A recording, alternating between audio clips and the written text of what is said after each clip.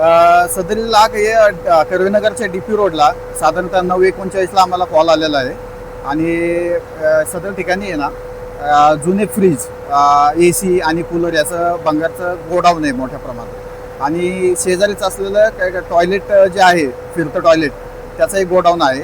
तर एक 9:39ला इथं कॉल लागली, आग मोठ्या प्रमाणात होती. इथे सर्वात पहिली वारजे अग्निशमन केंद्राची गाडी आली आणि फायर फायटिंग चालू केली आणि मदतीसाठी मग एरंडवणा आणि कोथरूड अशा 2 गाड्या म्हणजे एकूण 3 गाड्यांनी इथे मदत कार्य चालू केलेलं आहे. साधारणतः किती वेळ लागला आगीवर नियंत्रण येण्यासाठी? आगीवर नियंत्रण येण्यासाठी 15 मिनिटात आग नियंत्रणात आलेली आहे. आताही आपण मागे बघत असाल तर कूलिंगचं काम चालू आहे. जे भंगार किंवा या वस्तू आहेत एका बाजूला घेऊन ते कूलिंगचं काम चालू आहे आता सध्या.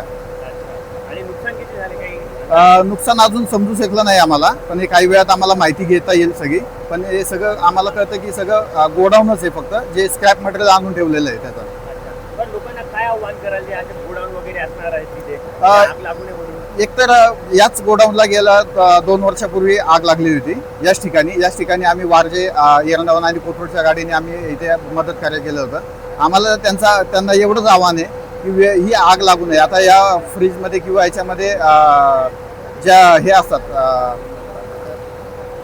तर त्याची काय काळजी घेता येईल ती जरा आम्ही त्यांना आता हे करणार आहे, मार्गदर्शन करणार आहे त्या संदर्भात.